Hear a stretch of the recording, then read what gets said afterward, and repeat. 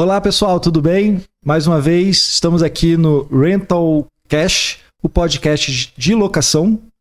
E hoje nós temos uns convidados especiais, né, Julian? Quem veio hoje nos visitar e bater um papo legal? Nossa, hoje a gente tem convidados assim hiper especiais com um assunto extremamente bacana. Estou aqui com o Carlos Tristão e o Dimas da Go2 Capital. Primeiro de tudo, Carlos, eu quero que você fale um pouquinho da tua história, mas é Carlos Tristão. E a gente escuta o tempo todo, assim, pô, é Carlos ou é Tristão? Alguns falam, o Tristão. Me conta isso aí, daí depois conta um pouquinho da tua história. Tá bom, você sabe que o Tristão, por mais que você fale, quando alguém te pergunta qual que é o teu nome, você fala Carlos Tristão, mas pode me chamar de Carlos, você manda, tá bom, Tristão, pode continuar. O Tristão ele é tão forte que acaba, forte, né? acaba sendo referência, mas é muito bom. Bom, falando um pouco de mim, primeiro, obrigado pelo convite, é uma honra estar aqui com vocês. Vocês dois são duas lendas do setor, então obrigado mesmo, estou bem feliz por isso. Bom, eu iniciei no setor de locação em 2001, trabalhando numa empresa aqui de Curitiba, inclusive, chamada Ouro Verde, que hoje é Unidas. Entrei lá no setor comercial e foram 11 anos de jornada. Foi até um período muito interessante, que foi um período de profissionalização da gestão. Entrada no conselho, consultorias de diversos formatos, mudança na governança de forma geral. Então foi uma grande escola. Lá eu exerci a função de gerente comercial depois e por último como head da operação de pesados. Inclusive hoje é uma operação bastante grande lá dentro, né? Saindo da Ouro Verde na época, eu cofundei a Go2, que hoje é uma boutique financeira focada no setor logístico de forma geral, mas a gente atende diversos outros setores também.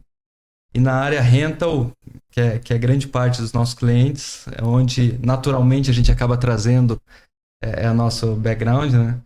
E hoje a gente é uma boutique até bastante consolidada no país, em volume transacionado, em melhores práticas, então a gente está sempre bem ranqueado aí nisso. Legal. Quantos anos tem a Go2? A Go2 tem 11 anos. 11 anos já, caramba, muito em 2013, bom. Em 2013, Foi ontem. 11 anos. Excelente. Foi ontem. Boa, bacana a história. Agora eu queria ouvir um pouquinho, Dimas, conta um pouquinho da tua história aí, Dimas. De novo aqui, eu também vou repetir o agradecimento, obrigado pelo convite, né? Eu tenho que falar que eu tenho 62, porque eu vou falar que tenho 40 nessa área de mobilidade, logística e rental, enfim, senão vocês vão achar que eu estou mentindo. Né? Eu participei aí de pelo menos 3, 4 aberturas de locadora na década de 80, começo de 90, na época que Curitiba tinha 3 ou 4 locadoras só. 2 ou 3 estão no mercado ainda, né? Participei da abertura e continuei gerenciando, fazendo a gestão por um bom tempo. Na época que não existia nenhum tipo de aplicativo, era tudo relatório e enfim, era um tudo sistema... manual, né? Tudo manual, era cheio, nem Excel quase que a gente não usava, né? Mudou bastante. Mas nessa área de mobilidade eu estou já minha vida inteira, né? Trabalhei com essa parte do rental, também da logística. Trabalhei também na Ouro Verde um bom tempo lá com o Carlos Tristão, lá que nós nos conhecemos na época também, 2007, 2000, por aí, né, Carlos? E nunca saí desse setor como gestor em umas 5, 6 locadoras, gerente geral de transportador por um bom tempo também, e também como gestor de grandes frotas, grandes contas, né? Isso sim me deu uma experiência muito grande. A gente chegou a ter 4, 5 mil veículos na conta, né? Fazendo a gestão de contratos. Então isso aí deu uma boa bagagem também, que veio complementar o que eu precisava de experiência para essa área do setor de locação, né? Legal. Olha que interessante, Dimas. Você falou em 2007 lá na Ouro Verde, foi a época que eu entrei como fornecedor lá na Ouro Verde. Foi por volta de 2006, 2007. O Adão foi quem me colocou lá dentro, inclusive, me apresentou a Ouro Verde. A gente começou a fazer alguns negócios lá atrás pela EuroIT, pela minha empresa. Olha que interessante. Eu lembro bem desse momento, Julian. Olha só. Foi um momento que entrou uma consultoria e remodelou muita coisa. E nessa remodelagem se definiu alguns pilares para começar a atuar. Precificação, todo o processo decisório. né, que antes nem sempre existia tanta acuracidade nos preços, no processo decisório, quem decidia, gestão do capital e sistema. Gestão de dados, gestão de informação e tal. E aí foram feitos grupos com gente de várias áreas, então multidisciplinares, em que esses grupos definiram alguns caminhos. E o grupo de sistema optou, na época, pelo teu sistema. Então eu lembro bem desse. Olha, que legal. Em 2007 Interessante. estava lá também, né? Então, Olha, sim, porque você que falou 2007, eu falei, nossa, fiz toda a ligação ali da história. Que bacana. E agora eu queria trazer um assunto que interessa para todos nós. Eu acho que vocês vão ter muito conteúdo, muita informação. A gente passou por muitas fusões e aquisições nesses últimos anos nesse segmento de locadora. A gente fala de Unidas sendo vendida uma parte para Localiza, uma parte para esse fundo Brooksfield, como ficou a Movida dentro dessa história. Então, assim, a gente tem nossos grandes players do país, né, Localiza, Movida e Unidas, num movimento, sem contar a anterior, a aquisição da Locamérica pela Unidas e outras empresas tão grandes. E vocês, pelo que eu entendi, vocês viveram um pouco esse movimento. Vocês querem me contar um pouquinho aí, Tristão, Dimas, me contem um pouquinho aí dessa... Vamos lá. Bom, a Locamérica é um grande exemplo de jornada de criação de valor, né?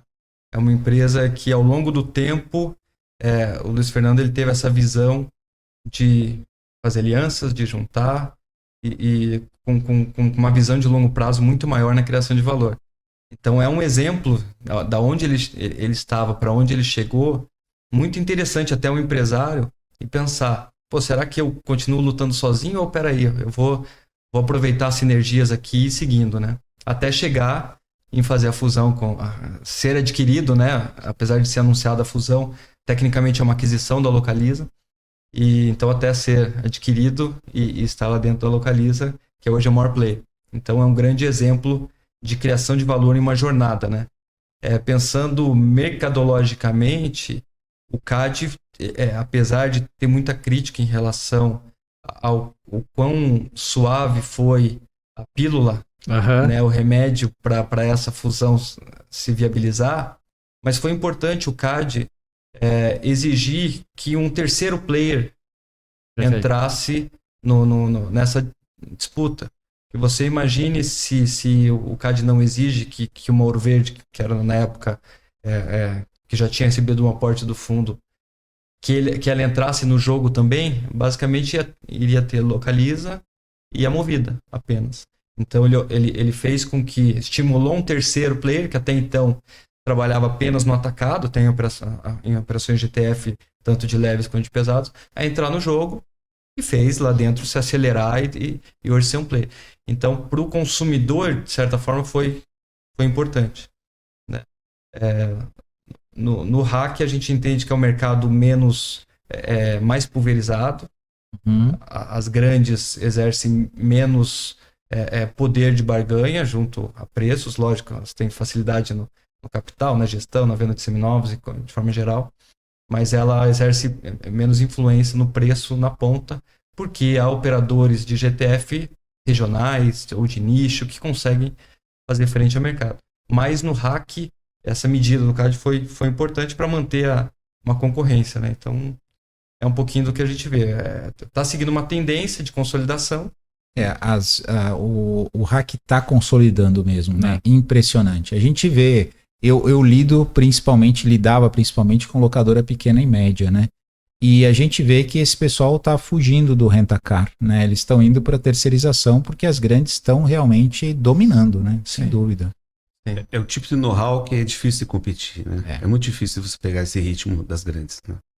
E eu acho que tem uma situação, porque quando é um viajante a turismo, tudo bem, não tem problema. O problema é quando você entra nas empresas, as empresas não têm a tendência de fechar com 10, 15 empresas diferentes, uma para cada cidade onde seu funcionário vai viajar. Então, é mais prático, vamos colocar assim, fechar com uma empresa que tem uma capilaridade muito grande, né? Felizmente, estão aparecendo algumas iniciativas, né, de algumas redes, né, como a LocarX, né, Luiz? Sim.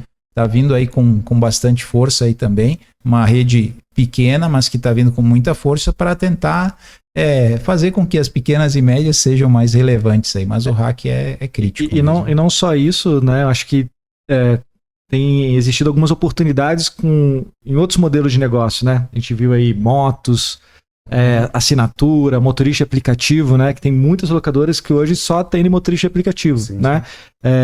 Pesados, né? A gente sabe que aí tem um capital maior, mas existe essa possibilidade. E a vantagem de ser regional, né? Acho que as locadoras têm olhado para isso, é uma maneira de fugir dessa margem cada vez menor do hack, né? É muita... uma dedicação muito grande de energia para uma margem cada vez menor, né? E com esses grandes players apertando. A gente ouve muito isso do empresário, né? Que existe ainda essa facilidade de você fazer frente, fazer boas negociações. Nós ouvimos muito isso. No fim do dia é uma prestação de serviços, né? Exato. Isso. Então você consegue descomoditizar um pouco, deixar de concorrer diretamente com as grandes, oferecendo outro tipo de valor para o cliente.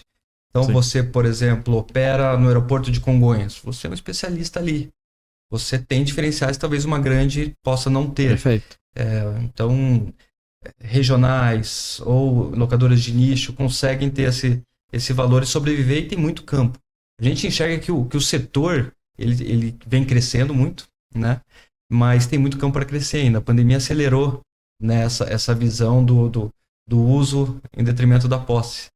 Então, cada vez mais esse setor está crescendo e tem possibilidade de crescer. Isso tem atraído, inclusive, outros players que não eram óbvios do setor, tem atraído investimentos de fora.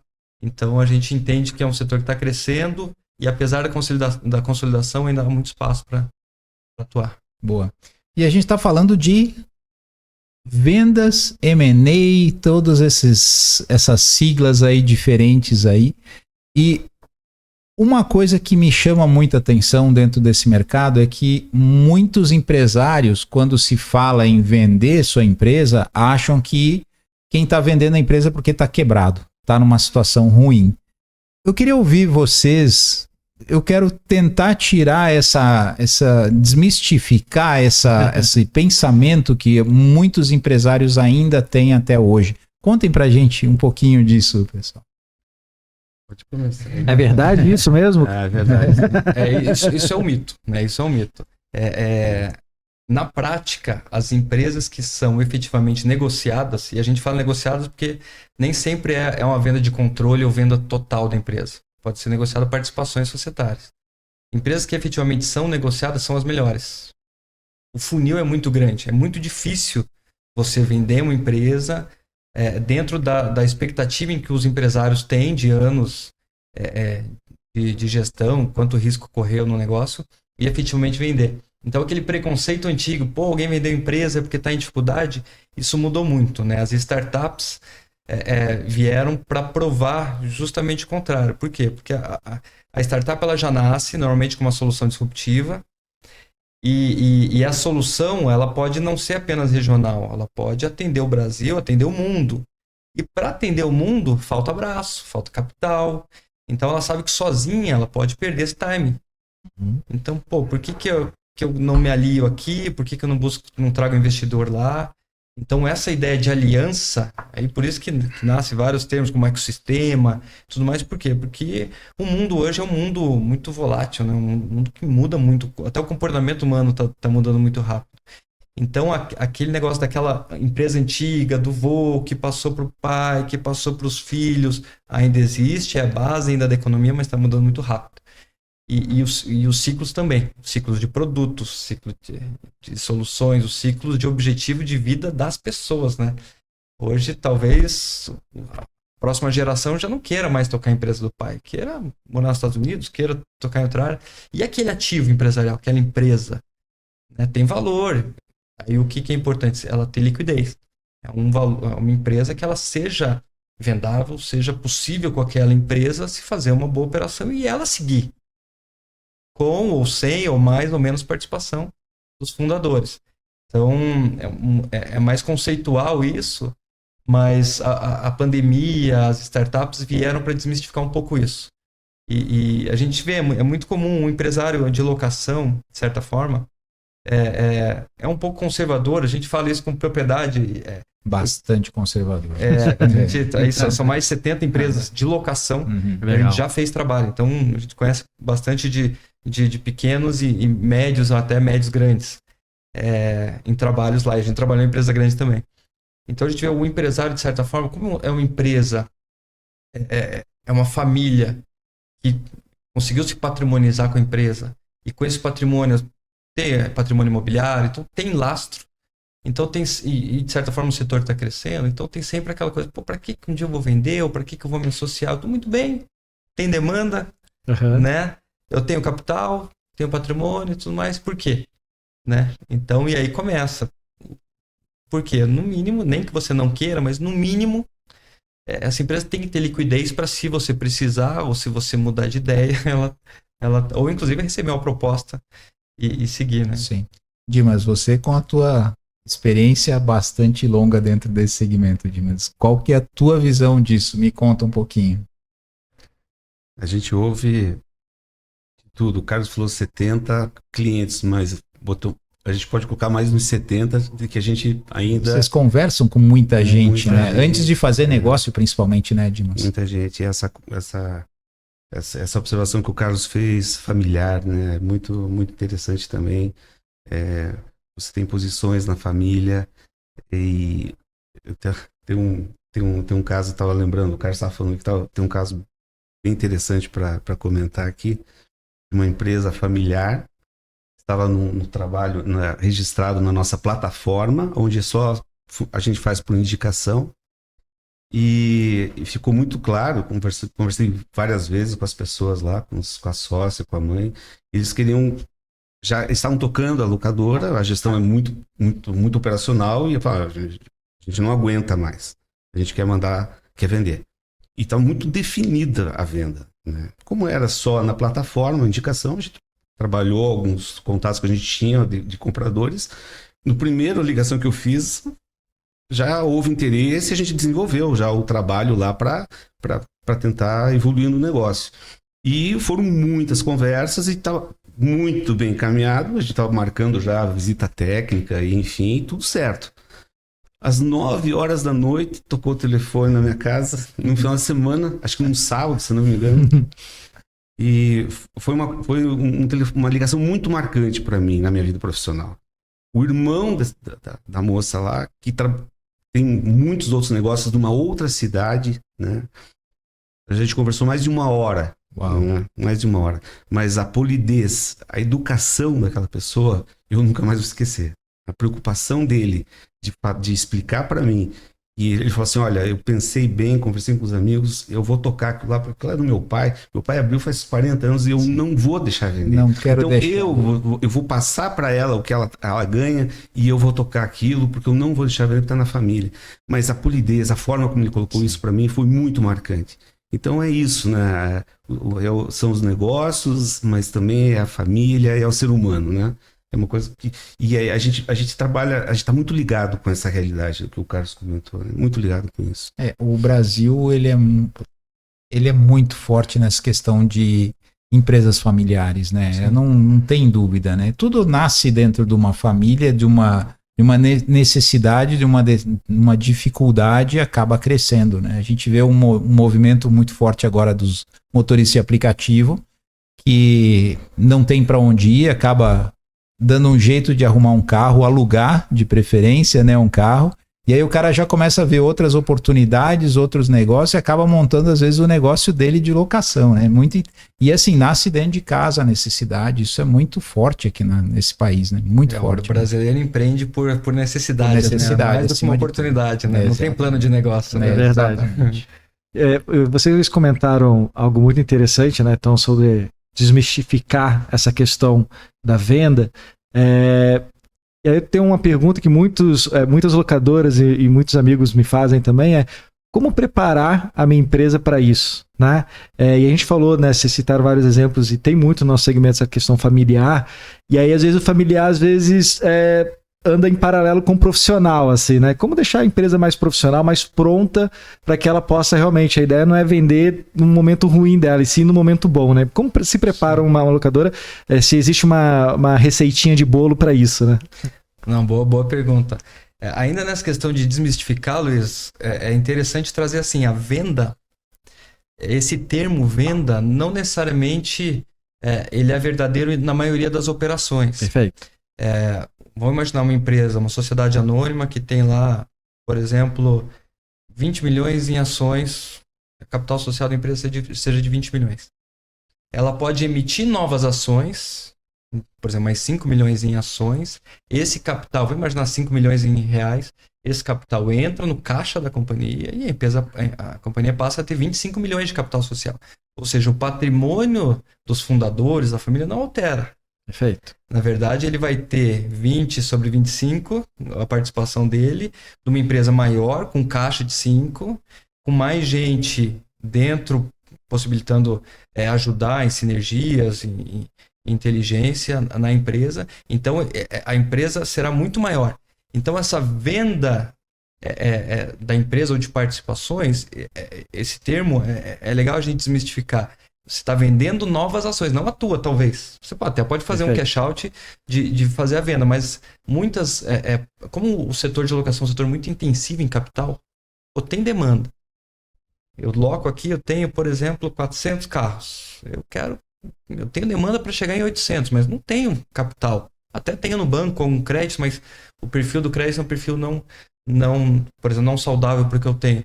Por que eu não emito novas ações do meu negócio, trago investidores e chego nos 800? E aí crio valor, crio escala, crio muita coisa.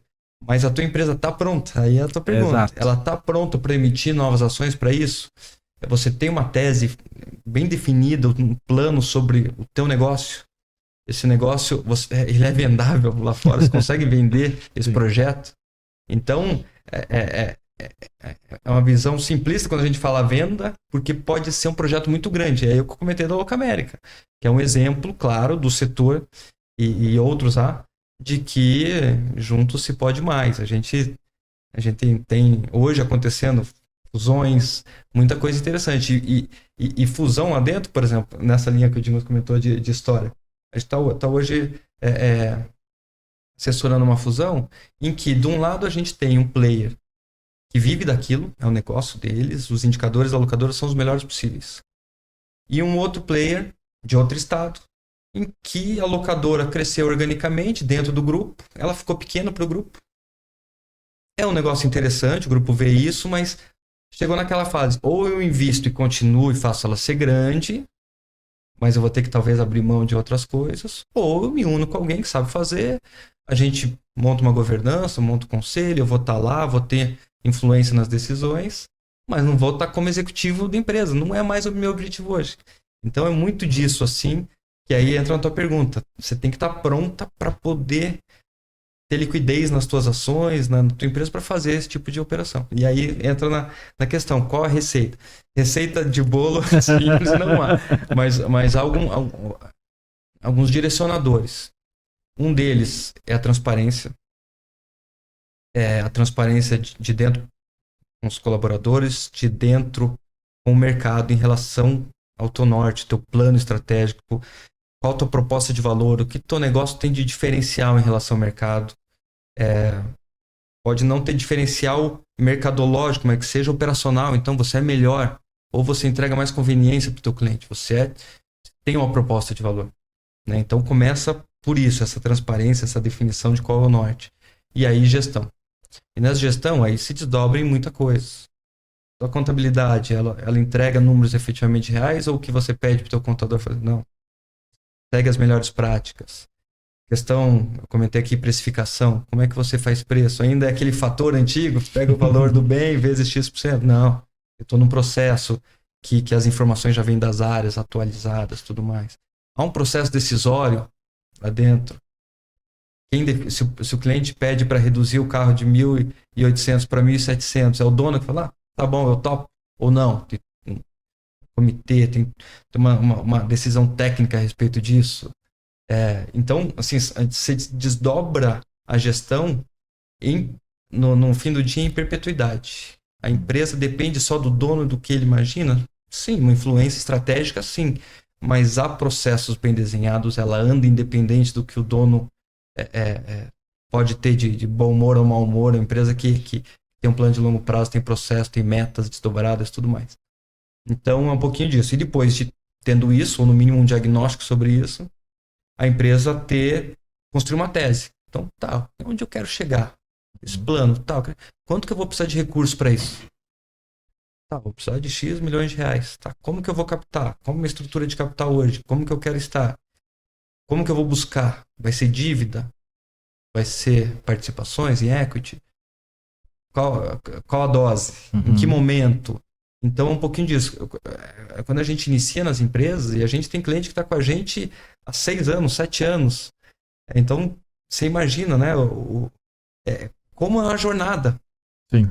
Tem momentos bons para um tipo de operação, tem momentos bons para outros, mas você tem que estar pronto, você tem que estar conversando com o mercado, buscando melhores oportunidades. É um processo, né? É um Não é uma processo. coisa tão rápida, simples, Você tem né? que estar pronto para isso. Porque às vezes não vai acontecer naquele momento. Às vezes não Sim. tem alguém que se interesse naquele momento, mas eu acho que você fez um trabalho de base muito importante, né? O que você está falando é que a empresa está criando uma base, né, estrutural para que ela possa dar um passo à frente. Não é simplesmente assim, eu tenho um contrato lá que eu vou crescer e pronto. Não, eu tenho que ter uma base e é isso que você está dizendo e deixando bem claro aqui. A empresa precisa se organizar, precisa criar seus processos e as suas informações. Né? Nessa estruturação, Juliano, que o Carlos falou, às vezes você vai descer até o RH, vai descer na gestão lá de materiais, estoque, porque a gente não vai fazer isso, mas vai direcionar para que esse trabalho seja feito. Não tem jeito, né? Você começa a entrar no detalhe e às vezes você vai lá no almoxarifado. Não tem, não tem, vai procurar os esqueletos dentro do armário, né? Como se falava antigamente, né? E até a mudança de cultura totalmente, né? Quando você falou essa questão da transparência, né? É importante isso daí, né? Eu acho que quando alguém está interessado, né, para fazer parte de um negócio, ela tem que ter essa transparência. Então, às vezes, tem que mexer na cultura. E isso a gente sabe que não é tão simples assim, né? Não é. Mas muito interessante isso daí. Acho que a gente entrou agora num assunto, você comentou, né? De como eu vou captar mais dinheiro, né? Como que eu consigo buscar. É natural que a gente já pense em banco, né? Mas você deu o exemplo de startup. Como que uma pequena e média locadora consegue pensar em captar mais recursos para poder expandir, né? E também se preparar para esses momentos futuros, esse processo de preparação para uma aquisição, para uma fusão, enfim. Quais são as possibilidades de uma pequena e média locadora? Só complementando, a gente conversa com muita locadora e ela está extremamente tomada junto aos bancos, né? Ela já ocupou todo o crédito disponível e assim por diante. E é o modelo tradicional da locadora. Isso é um modelo que 90 e tantos % das locadoras utilizam. É ir lá pedir dinheiro para o banco. E o banco, normalmente, se a empresa é sólida, está trabalhando bem, ela te dá, mas até um certo patamar. Então, conta pra gente, tem outras opções, tem outras saídas para a locadora conseguir um capital para ela investir, comprar sua frota e ampliar? Só mais um minuto. Eu acho que a gente tem uma pergunta muito importante de um convidado nosso, né, de um grande amigo de todos nós, Paulo da Audite. Ele vai fazer uma pergunta aí que está muito nessa linha aí que a gente está comentando. Olá, Julian. Parabéns aí pela iniciativa, Rentalcast. Um abraço para o Luiz. Tristão, uma pergunta para você. Uma locadora que tem aí 200, 300 carros, já tem dificuldade de captar com dinheiro melhor, né? O que elas têm de alternativa que não sejam bancos? Primeira pergunta. E para captar lá fora, o que internamente essas locadoras precisam fazer para estarem preparadas para atender esse investidor, ou sei lá o que você vai dizer aí para nós? Pepino é seu. Esse nosso amigo Paulo aí estava fazendo perguntas difíceis, né, Tristão? E aí, Verdade. como é que é? Bom, deixar um abraço pro Paulo, grande amigo, profissional que admiro bastante. Esse assunto de crédito é um assunto longo e profundo. Você sabe que as locadoras, de maneira geral, se financiam por operações de CDC normalmente, né? Hoje, mais de 80% das operações de crédito de locadora são CDC. Operações de capital de giro normalmente são marginais ao tempo, porque conforme a locadora vai crescendo, a necessidade de capital de giro aumenta, principalmente no formato de dívida. Então, o capital de giro é uma operação que existe, mas de maneira geral as locadoras crescem, compram frotas, renovam suas frotas através de financiamento, através de operações de CDC. E o CDC, antes ainda de entrar do Paulo, estou contextualizando, o CDC é uma operação muito competitiva, uma operação muito boa. E, de certa forma, cômoda para o banco também. Porque o banco tem alienação do bem, é um bem com liquidez, um bem que se precisar retomar para vender, num leilão que seja, o banco tem liquidez naquele veículo, então oferece competitividade. Então as taxas de CDC são taxas normalmente muito atrativas. E por isso que faz com que o setor, de certa forma, não se preocupe com outras linhas. Não se preocupe em se profissionalizar e ter que conversar com outros agentes financeiros, porque o banco de relacionamento dele, que há 30 anos ele vem pagando em dia, dá crédito para ele. Acontece de que em alguns momentos falta realmente crédito, você vê uma demanda maior do que você tem de capacidade de crédito, limite de crédito nos bancos. E aí sim se olha para fora. A questão do CDC em relação a outros produtos é que o CDC ele limita o teu crescimento pelo formato dele, que é de amortização mensal. Então você faz um financiamento em 24, 36, 48 meses com amortização mensal. E essa amortização, via de regra, não paga locação. Ou se paga, fica no 0 a 0. Só que você tem outros custos, manutenção, teu time, tudo mais. Então, de certa forma, a locadora de veículos leves é diferente da de equipamentos. De veículos leves, você tem uma necessidade de capital de giro pequenininha por carro todo mês. Se você cresce para 100 carros, se você consegue um contrato de 200 carros, de 300 carros, a tua necessidade começa a ficar maior. E aí vai abrindo boca do jacaré. Então, em alguns momentos, nesses momentos, a locadora precisa operar giro, capital de giro, para conseguir seguir até momentos de venda de veículos e seguir. Só que em determinado momento, a demanda é tão boa, ela precisa, se ela quer continuar crescendo, ela precisa buscar outros meios.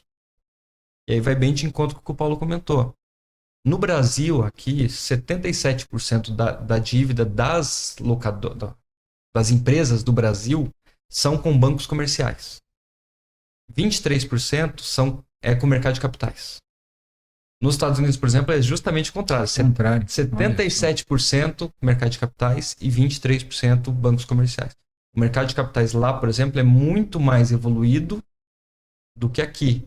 E é uma tendência que aqui chegue até lá. E o mercado de capitais vem crescendo consistentemente ao longo dos anos.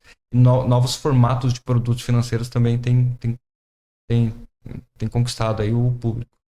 E aí há outros produtos. A debenture, por exemplo, é um produto que vem crescendo bastante. De certa forma, assim, é um título simples, né? Até o nome é debenture simples, normalmente.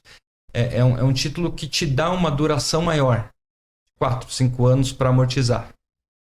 E nesse período você paga juros ou que amortize semestralmente e tal. Então, são operações que aliviam teu caixa e te possibilita crescer mais. As principais, Localiza, Movida, Unidas, as principais todas operam basicamente com o mercado de capitais. E uma grande vantagem, né? O carro não fica preso a ninguém, né? Ele tem a liberdade de poder vender a qualquer momento, né? Isso me chama muito a atenção. Vou pegar um exemplo rapidinho, só para você entender. Eu tenho um cliente que já trabalhou comigo há muitos anos, e esses dias eu estava batendo um papo com ele. Ele tem uma frota de 800 carros e ele trabalha basicamente para o governo.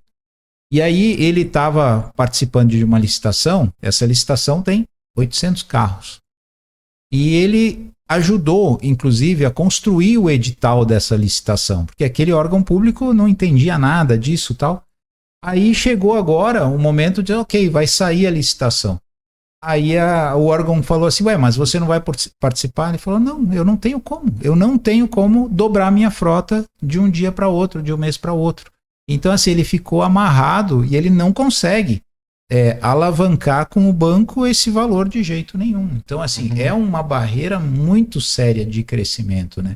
E o debenture, eu tenho escutado demais, assim, as locadoras me falam muito, assim, Julian, como é que eu faço isso? Como é que eu consigo chegar nisso? Como é que a gente faz? Conta um pouquinho ali quais são os caminhos, quais são as formas. Boa. Eu já entendi que ele tem que ter uma base, né? Aquela base da empresa tem que estar criada para alguém fornecer dinheiro para ele. Mas conta um pouquinho, me explica um pouco isso. Sim, Como que perfeito. a locadora chega nisso? Legal. Bom, a debênture é uma opção, né? Num cenário como esse da locadora que tem 800, que aí para 1.600, essa estrutura ela pode ser mesclada dívida e mesclada participações.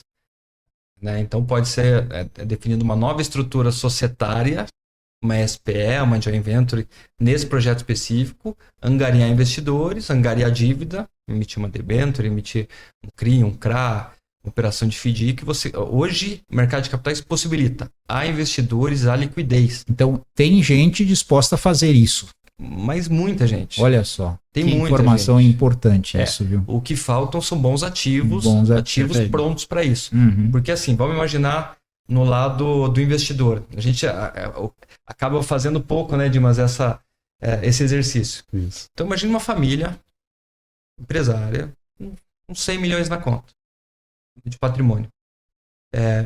E isso tem muito. Né? O estoque de renda fixa no Brasil é de trilhões. Né? A divergência de valores, mas é muito grande, em trilhões. Então, assim, tem muito dinheiro. Aí pensa na gestão desse recurso. Eu vou aplicar em renda fixa, que hoje tem uma possibilidade boa, que o Brasil paga altos juros, usar produtos financeiros e tal. Então, se eu tenho um título público, por exemplo, a 11% ao ano, tem uma debênture, por exemplo, de uma Petrobras, que vai a 14% ao ano, por que eu vou comprar uma debênture da locadora XYZ, numa região específica que eu não conheço, não vejo na mídia, para me render 16% ao ano? Sim. Não vale o risco. Sim. Então ela vai querer um risco maior. Ela vai querer um prêmio maior. E aí esse prêmio talvez não viabilize para o tomador, considerando que o CDC, o banco Sim. de relacionamento, te dá o CDC no prazo que você quer, alinhado ao contrato. Mais controlado, né? Em teoria, né? Então, o CDC ele acaba sendo uma opção muito cômoda. Você não precisa de todo esse arcabouço para isso.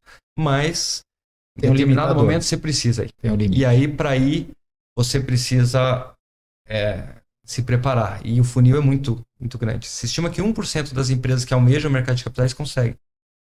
É muito pouco. Por quê? Porque você tem que entender o lado do investidor, passar uma segurança muito grande, porque, de certa forma, vou imaginar uma debênture é uma operação de dívida. Uhum. Não é equity. Quem vai comprar a tua debênture, ele não vai ser sócio da sua empresa. Ele te emprestou e quer receber daqui 4 anos. Então imagina a cabeça dele. Se tudo der certo, ele vai receber o que foi combinado. Então ele precisa sentir muita solidez no teu projeto. Sim. Mas muita solidez. Ele precisa entender que é um projeto muito sólido. E de certa forma não é uma preocupação muito grande das empresas isso. As que definem seguir por esse caminho, porque vê que é o caminho do futuro, aí começa a entrar numa jornada, que é o que a gente trabalha muito forte com isso. E Esse aí, é o papel de vocês. Esse é o nosso isso, papel. E é uma jornada Exatamente. não de curto prazo, é uma jornada longa. De longo 2 prazo. anos, 3 anos. Para aí sim você capta uma primeira vez, capta uma segunda vez. Você tem possibilidade de M&A, de estruturas societárias diferentes. E de repente você está numa posição que você olha para trás e fala, caramba, não imaginava o quanto mato alto que eu tinha que cortar para estar aqui, mas que bom que eu fiz. Quanto senso crítico da minha operação eu tive. É um processo contínuo, na verdade, né? Isso, não acaba nunca. Legal. Então, é muito positivo. Mas a debênture hoje, a gente vive um momento, e ontem eu estava conversando com o analista, que ele comentou da janela de estresse. Né? Hoje a gente está no momento de janela de estresse. Né? Pela situação macro, política e econômica do Brasil, questão fiscal e tal. Então, é um momento em que o investidor quer um prêmio maior para investir. E não fecha conta hoje do que ele quer e do que o tomador pode. Porque a operação dele também está difícil. Ele tem clientes que estão mais apertados, inadimplência, a operação está mais enxuta. Então, essa gestão é uma gestão complexa do plano financeiro, das possibilidades, mas é um caminho muito produtivo. Para quem vai por essa linha, possibilidade de crescimento é grande. Ou de forma seja, saudável. não é uma solução do dia para a noite, mas existe um caminho a seguir, mas é possível, é totalmente possível. E nós temos isso no nosso dia a dia lá, né? A gente tem alguns clientes que nós trabalhamos exatamente nessa linha, já há muito tempo, né? Alguns clientes nessa linha o caminho é longo, mas existe a possibilidade e chega lá e acontece. Precisa ter tempo para isso. Legal. Precisa ter tempo para isso. Muito bom. Acho que dentro do que a gente está falando, a gente está chegando num ponto que é aquela. Acho que vocês devem ouvir essa pergunta diariamente, né? Sobre valuation. Né? Pois a gente falou então das possibilidades, de como tem que se preparar. Mas e aí, quanto que a minha empresa vale? Né? Como que eu consigo levantar as informações corretas? Qual caminho seguir, né? Às vezes o empresário imagina uma coisa e os números mostram outros, né? Outra coisa. Então, qual que é o caminho de seguir em relação à valuation? E deixa eu já juntar uma Por outra favor. pergunta também. Vocês trabalham justamente com fusões e aquisições, né? E aí entram aquelas siglas M&A e assim por diante. Para eu chegar numa aquisição, como o Luiz falou, eu preciso saber qual é o meu valor, né? Então, me explica um pouco esse contexto desses M&As, o valuation, traduz pra gente, conversa, explica um pouco pra gente essa história aí. Tá bom. O valuation é normalmente o primeiro passo. O valuation, tecnicamente, é uma foto. Uma foto daquele dia, considerando projeções futuras de quanto a empresa tem de valor. E essa foto é o início de uma jornada, o início de uma narrativa que tem que construir. Mas é uma metodologia muito interessante de você olhar o negócio por vários prismas, vários vieses ali. E trazer para a família que às vezes trabalhou o negócio sem pensar no ativo empresarial. Então você desmistifica alguns tabus que talvez na família mesmo, por mais boa relação que haja, algumas discussões, e a gente tem essa metodologia para isso, ajuda. Pô, mas peraí, é um ativo empresarial, tem as possibilidades, tem aquela possibilidade, eu tenho meu objetivo em relação ao negócio, e aí se começa. Mas o valuation em si é um trabalho independente, é um laudo independente, independente de qual sócio que contrate, é um laudo independente, com muita tecnicidade. Você trabalha com dados presentes, passados do negócio, são fruto da contabilidade, de controle gerenciais. Você tem um senso crítico muito grande sobre o business e o planejamento futuro. Então, esse planejamento futuro, você tem que ter uma segurança de que aquelas premissas que você pontuou aqui são as premissas do futuro, são viáveis para atingir esse valor. Então, o valuation é um trabalho muito bom que a gente indica para todo mundo, independente de querer vender ou não, naquele momento ou não. É um trabalho muito bom para as empresas, para alguém que vem de fora, discutir junto, com muita confidencialidade, muita maturidade, discutir o negócio e pensar num plano futuro. O valor em si, que chega ao final, ele é quase que um coadjuvante, ele não é o objetivo. Mas não é o mais importante. Não, até porque, aí quando a gente voltando na analogia da foto, é uma foto que você tira a primeira, talvez sem muito cuidado com iluminação, é aquela foto. Mas ali você começa, opa, se eu cuidar melhor aqui e ali, eu consigo esse valor. Se eu fizer isso aqui, eu consigo. Então você começa a trabalhar drivers de criação de valor. E aí se começa um trabalho. Mas o valuation é muito importante. E aí deixa eu te fazer uma pergunta. Você falou disso, mas isso é o quê? 2, 3 meses de tempo para fazer o valuation ou conta um pouquinho mais? É um pouco mais do que isso? Não, o valuation é mais rápido. É rápido? O valuation em 30, 45 dias. Você olha só, que legal. Se a empresa tiver tudo na mão, inclusive é mais rápido. Legal. É bem, bem rápido. Uhum. E nos nossos clientes, por exemplo, que são recorrentes, a gente faz 2, 3 valuations por ano. Olha só. Porque é a narrativa, você vai entendendo o filme, né? Sim. Mas valuation é complicado. Se você for pensar em empresas que estão na bolsa, que são empresas a princípio maduras, o negócio é discutido, o negócio é entendido, tem um plano muito forte para isso. Você vê esse ano, a Localiza perdeu 30% de valor, a Movida perdeu 60% de valor. Uau. E o Ibovespa perdeu 6%. Então, assim, o momento é de estresse, mas para quem quem opera a locação, o estresse está sendo maior.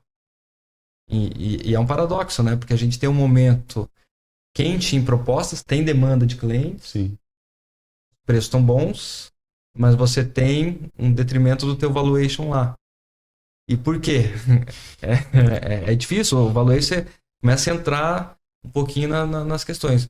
Se o Ibovespa perdeu 6%, considerando todo um cenário macro, o que as locadoras tiveram um prejuízo maior? Bom, os juros impactam fortemente, porque de certa forma são empresas alavancadas que carregam dívida.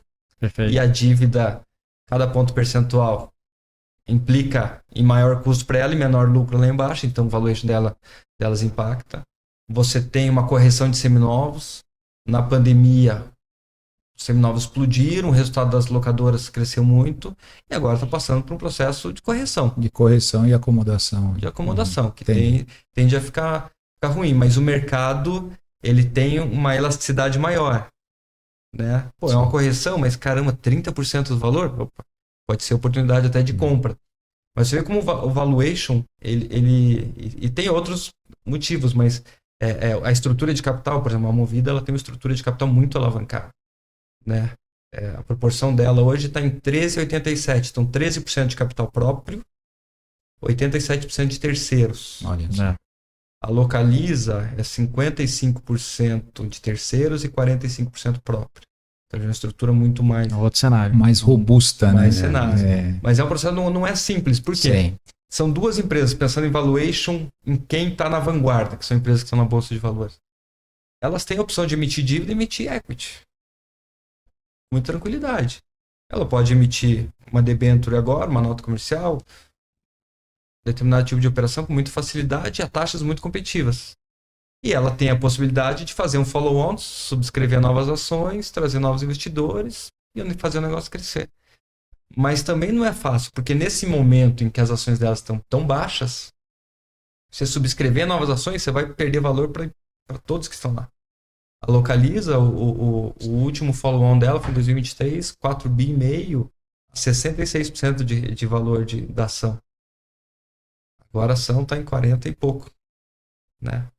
Então, e quem comprou lá atrás? Né? Mas vendeu muito bem. Para quem estava lá foi ótimo. Uhum. Mas para quem não. Então, essa questão do equity, da dívida, é sempre você vai ponderando o momento certo de cada um. E agora voltando para a empresa média, a empresa pequena, que não tem essa liquidez de emitir a todo momento. Basicamente, você tem que se preparar para poder ter essa gestão, porque senão você não tem nem essa arma. Você tem o teu banco do dia a dia, ou 3, 4, 5 bancos, que vão te dar as condições que o banco oferece, e no momento de estresse o banco seca crédito. Você sabe que o banco comercial seca crédito em determinados momentos, e você fica sem liquidez. Então, a gestão do capital ela é muito importante. Por isso que a gente entende que a fusão, aquisição e operações elas são em determinados momentos diferentes, dependendo de cada um. É mais ou menos um nutricionista oferecer, receitar o mesmo prato para todo mundo. Não dá. Não, né? Então, tem essas questões. É tudo em cima do momento. Uma coisa que eu escuto muito também das locadoras é com relação à questão do valuation. Muitas locadoras falam assim, minha dívida com o banco é maior do que o meu valor de carro. E o que eu faço com isso? Qual que é o meu valuation? Ele é negativo? Como é que funciona isso? Como é que você chega a um termo, né? E às vezes é uma locadora muito boa, que a gente sabe que é uma locadora extremamente forte dentro do mercado, muito conceituada, mas ela está devendo, entre aspas, né? Está devendo mais para o banco do que o seu próprio capital em cima de veículos e assim por diante. Como que funciona isso? A gente entende que são momentos, né? Hoje a Movida está sendo negociada por um valor abaixo do seu valor patrimonial. Então hoje o indicador V sobre VP, né? O valor de mercado dela sobre o valor patrimonial dela é 0,85. Uhum. Ou seja, se você pegar todos os ativos e passivos da Movida, eles valem 1 milhão. Hoje, se você quiser comprar a Movida na bolsa, ela está valendo 850. Entendi. Então ela está sendo negociada abaixo do seu valor patrimonial. Uhum. Ela não, né, ela não vale nada, a princípio, assim, ela tem esse valor, mas são momentos. um plano de longo prazo, você consegue ajustar esses drivers para isso. Em empresas menores, em que às vezes até a contabilidade tem entendimentos diferentes, talvez o PL que está ali não seja o PL real. É muito comum em empresas pequenas lançar, por exemplo, a depreciação fiscal em balanço. Uhum. É muito comum.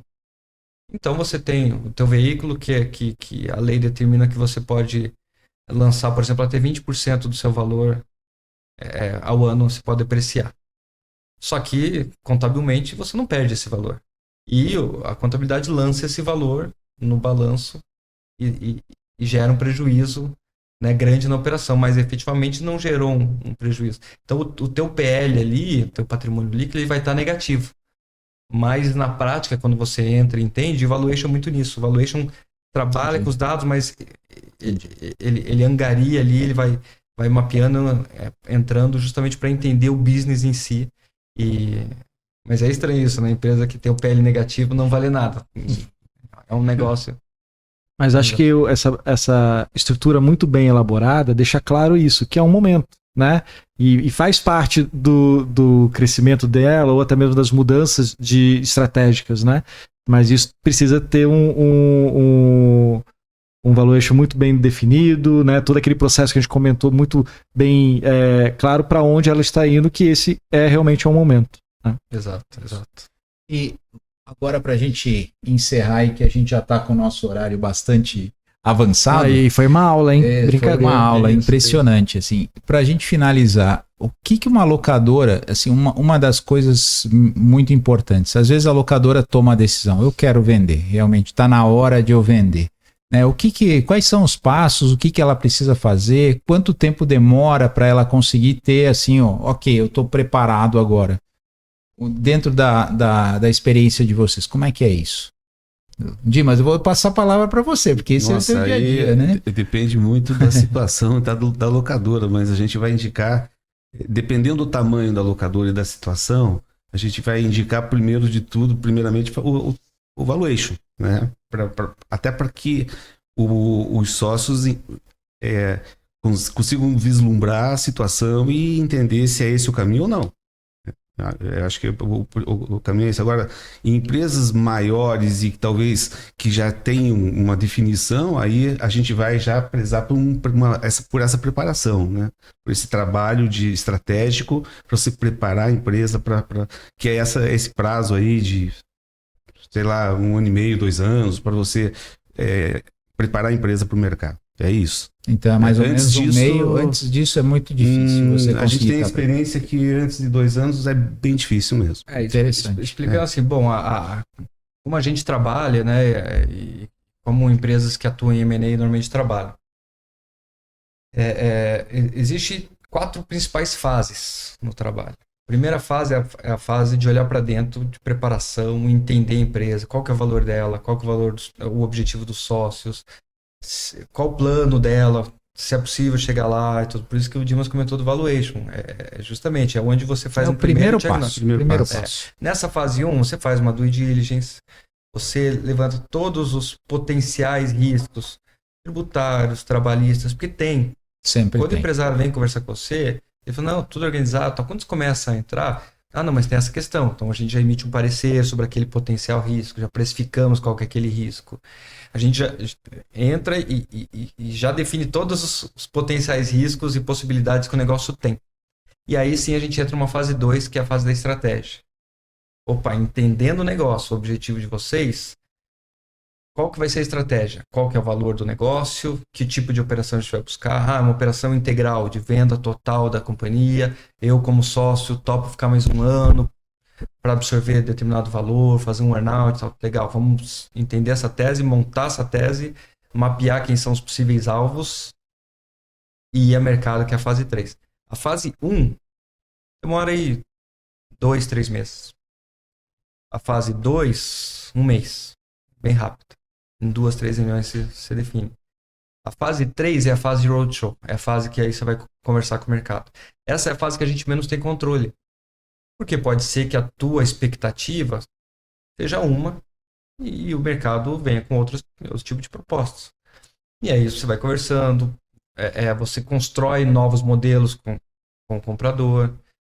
Depois de definir esses modelos, você faz um contrato prévio, um MOU, que você, a partir dele, aí inicia uma due diligence, que é a fase 4, que aí sim você começa, o comprador contrata uma auditoria para entender os números, para ver se tudo que foi apresentado estava em ordem. Como a gente já fez lá atrás do due diligence, está tudo pronto, dá celeridade e tal.